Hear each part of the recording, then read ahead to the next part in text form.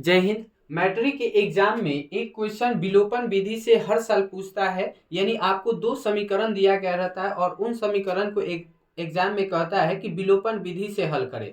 तो आपको विलोपन विधि से कर रहा है तो उसी विधि से आपको हल करना पड़ता है। तो कैसे हम विलोपन विधि से हल करेंगे, तो आइए आज के वीडियो में हम लोग यही जानते हैं। देखिए, विलोपन का मतलब होता है, विलोपन को दूसरे भाषा में कहा जाता है विलुप्त।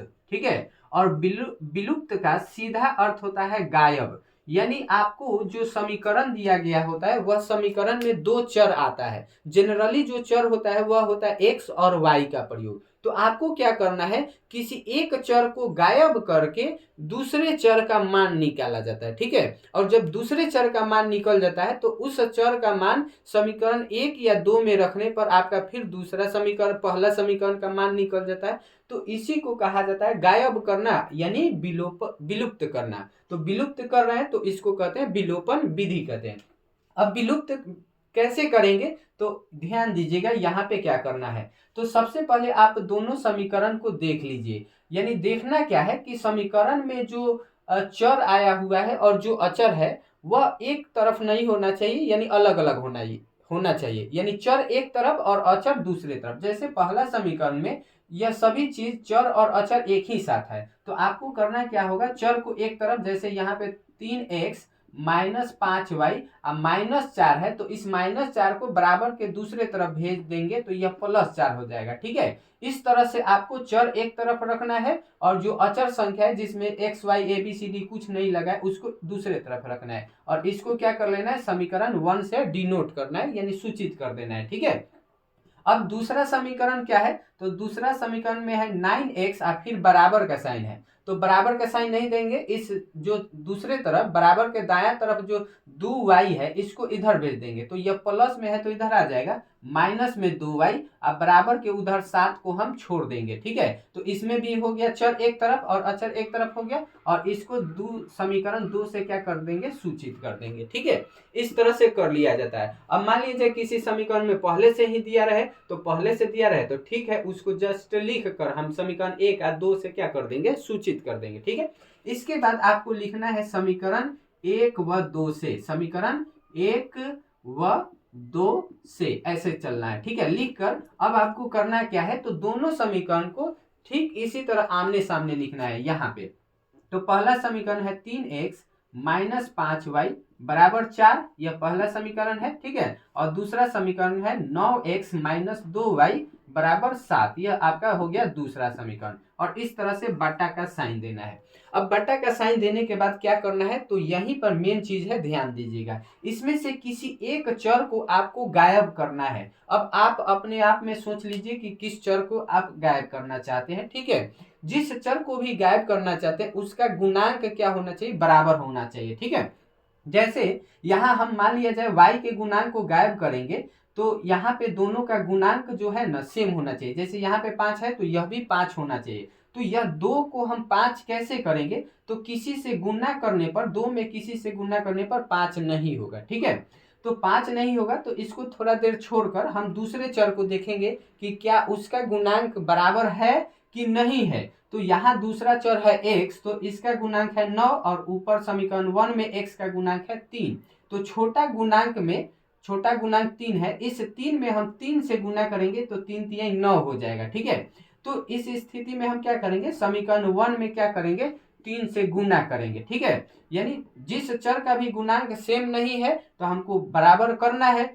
अब बराबर करने के लिए किसी संख्या से गुना करना पड़ता है। जैसे समीकरण 1 और 2 का x का गुणांक कर लेंगे तो यहाँ पे है 9 और यहाँ पे है 3, तो 3 में हम 3 से गुना करेंगे तो क्या हो जाएगा, 9।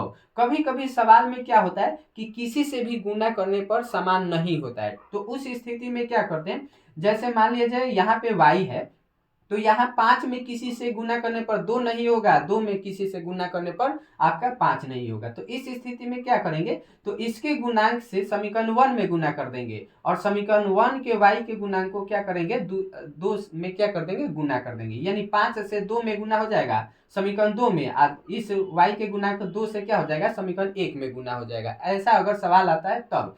लेकिन अगर आपका किसी एक ही समीकरण में गुना करने पर बराबर हो जा रहा है गुणांक, तो एक ही वही वाला लेंगे, यानी आपको वही चर को गायब करना आसान रहेगा। तो हम x चर को 3 से गुना कर रहे हैं तो हमारा गुणांक बराबर हो जा रहा है, तो हम x चर को ही गायब करेंगे। इसके बाद अब क्या करना है, तो गुना में लिखने के बाद आपको समीकरण 1 में 3 से गुना करना है। तो इस समीकरण के सभी पद में आपको 3 से गुना करना है, किसी एक पद में नहीं बल्कि सारा के सारा पद में। तो 3 से इस 3x में गुना करेंगे तो 3 3 9x हो जाएगा, माइनस 3 से 5 में गुना करेंगे तो 3 5 15y हो जाएगा, बराबर 3 से 4 में गुना करेंगे तो 3 चौका आपका कितना हो जाएगा, तो 12 हो जाएगा। ठीक है, यहाँ पे हो गया 3 चौका 12। अब आपको करना क्या है, गुना करने के बाद जो दूसरा समीकरण है इसको जस्ट इसके नीचे जैसा है वैसा हमको उतार देना है। उतारने के बाद आपका गुणांक सेम हो गया। अब गुणांक सेम करने के बाद आपको और एक चीज ध्यान रखना है कि इन दोनों का चिन्ह अलग अलग होना चाहिए। जैसे अभी देखा जाए तो दोनों का साइन जो है प्लस में है, तो हमको क्या करना होगा, नीचे वाला का चिन्ह बदल देंगे। तो नीचे वाला अगर प्लस में है तो माइनस में कर दीजिएगा, और माइनस में है तो प्लस में। अगर पहले से ही दोनों का चिन्ह अलग अलग है तो हमें चिन्ह बदलने की जरूरत नहीं है। लेकिन अगर चिन्ह अलग अलग नहीं है तो हमें नीचे वाला का चिन्ह बदलना होगा। और जब एक का चिन्ह बदल दीजिएगा तो सबका बदलना होगा। यानी यह प्लस था तो माइनस कर दिए, तो इसको भी हम बदलेंगे। यह माइनस है तो क्या हो गया, प्लस, और यह प्लस है तो क्या हो जाएगा, माइनस। अब यह आपका 9x से 9x कट गया। अब यह y केवल चर बचा, तो यहाँ पे है माइनस में 15y, और यह जो 2y है यह हो गया प्लस में। अब तो अब देखिए प्लस माइनस क्या होता है, माइनस, तो घट जाएगा। तो 12 में से छोटा को घटाते हैं तो 15 में से 2 जाएगा तो आपका कितना बचेगा, 13। अब माइनस 13 होगा क्योंकि 15 जो है माइनस में है। तो यहाँ पे हम लिख रहे हैं, ठीक है, माइनस 13y बराबर के इधर अब देखिए तो 12 है और यहाँ पे माइनस 7 है, तो यह 12 में से 7 क्या हो जाएगा, घट जाएगा। ठीक है, तो 12 में से 7 घटाइएगा तो क्या बचेगा, 5 बचेगा। क्या बचेगा, 5।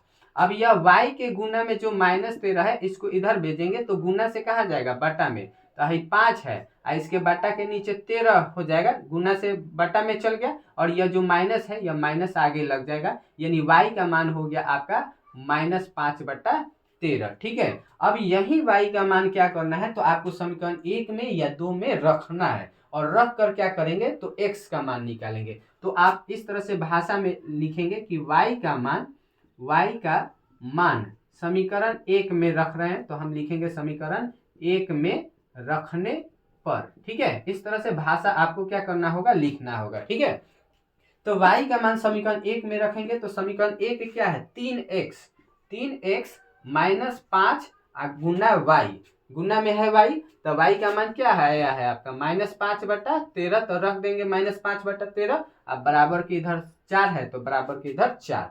अब यह हो गया 3x, और यह गुना करिएगा तो माइनस माइनस क्या हो जाएगा, प्लस 5 है 25/13, अब बराबर के इधर 4। अब यह प्लस 25/13 को अचर के तरफ भेज दीजिए तो 3x बराबर यह माइनस में हो जाएगा, तो 4 - 25 बटा हो जाएगा 13।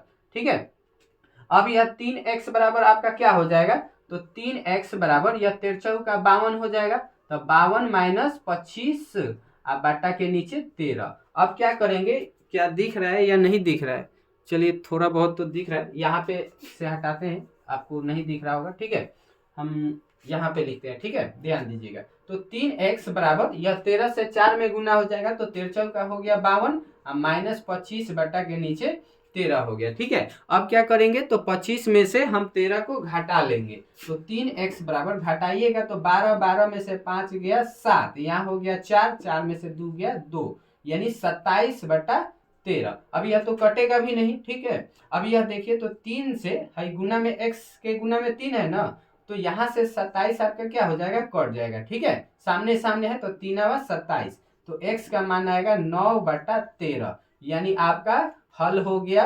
अतः में हम लास्ट में लिखेंगे, अतः x का मान 9/13 और y का मान आपका कितना आया है, तो -5/13। यही हमारा क्या हो जाएगा, आंसर हो जाएगा। ठीक है, तो इस तरह से दो समीकरण को विलोपन विधि से हल किया जाता है। ठीक है, यहाँ पर बोर्ड पर तो दिख नहीं रहा है। ठीक है, यहाँ पे लास्ट में आप लिख देंगे, लास्ट में लिख सकते हैं, अतः x का मान 9/13, y का मान -5/13। तो ऐसे ही क्लास 10 से जुड़े सवालों का सलूशन जानने के लिए हमारे चैनल को सब्सक्राइब करें। मिलेंगे आपसे नेक्स्ट वीडियो में एक नए क्वेश्चन के साथ, तब तक के लिए जय हिंद।